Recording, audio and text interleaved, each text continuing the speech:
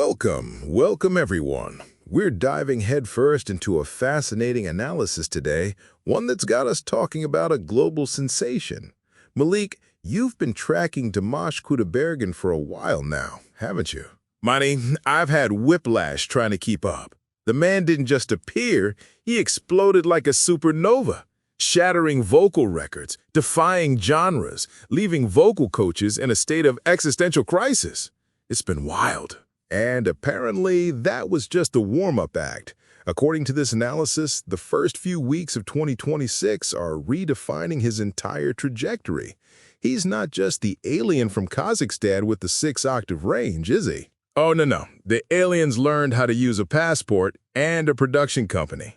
We're talking cultural institution, producer, diplomat, global mogul. The headlines aren't about his high notes now. They're about his high stakes. High stakes indeed. Let's talk about perhaps the most significant development, Voice Beyond Horizon. Premiered February 5th, 2026, this wasn't just a TV show, it was a phenomenon, pulling in over 102 million views on streaming platforms in China almost immediately. 102 million. And this fragmented attention span era? That's not just a show, that's a gravitational pull. And to call it a talent show is like calling the Mona Lisa a doodle. It's a high-budget love letter to Kazakhstan disguised as a competition. Exactly. Dimash, as executive producer, wasn't just chasing ratings. He wanted to export the soul of his homeland. Contestants from 6 different countries, China, Italy, Kazakhstan, Malaysia, the Kyrgyz Republic, and Serbia, traveling across Kazakhstan, performing against backdrops like the Caspian Sea and ancient Turkestan. And he opened the show performing a new rendition of Fire, mixing English and Chinese lyrics with the blisteringly fast Kazakh rap section. Just a casual reminder from the boss who's actually running the show, you know? Oh, by the way, I still do this too. We also saw the competition results. Nurjas Sadebayev of Kazakhstan took first in that debut episode. He's using his massive influence in China, where he's practically royalty, to shine a spotlight on global talent and Kazakhstan's landscapes. It's soft power at its finest, curating an experience, bridging East and West. All that while managing an empire. But then on February 11th, amidst the chaos, he drops Gashiktic.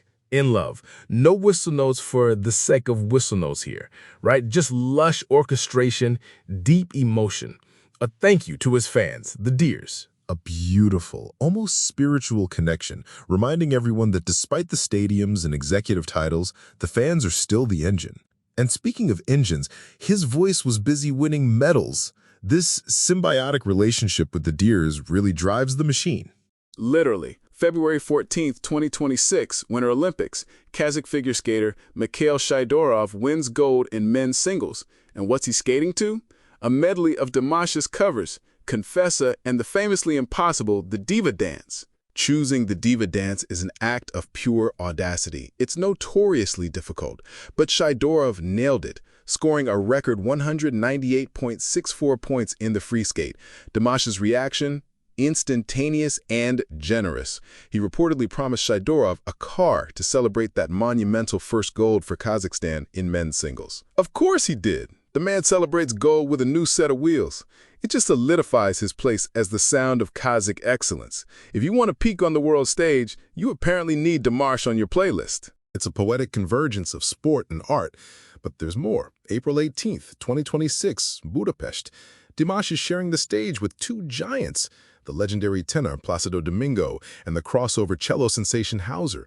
Talk about a validation. Domingo, the old guard, passing the torch. HAUSER, the modern instrumental crossover star. This isn't just a concert, it's a world premiere collaboration with a full symphonic orchestra, steered by List Award winner Peter Petchik.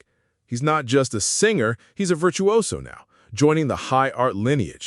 This wasn't a sudden spike either. Late 2025 set the stage. Conquering Madison Square Garden in October, a monumental feat for a non-Western artist. He followed that with a European leg, And then, in December, was named a UN IOM Global Goodwill Ambassador. Which aligns perfectly with Voice Beyond Horizon. He's positioning himself as a voice for migration, peace, and cultural unity. When he speaks, he's got the UN behind him. That's some serious gravitas going into 2026. So the Dimash effect in 2026 is all about scale. He's scaling his influence horizontally across different industries. He's no longer just a musician. He's a multimedia brand building bridges everywhere. China to Kazakhstan, pop to opera, sport to art. Precisely. The narrative has changed. It's not, wow, look how high this guy can sing anymore. It's, look at what this guy is building. The Voice Beyond Horizon isn't just a show title. It's a description of his career. The viral singer is over. The global icon has begun. This artist, in his prime, is fully in control, backed by a fan base as passionate as any army. If you were waiting for a sign to pay attention, this is it. For more insightful analysis like this one, be sure to share this episode with someone who'd appreciate it.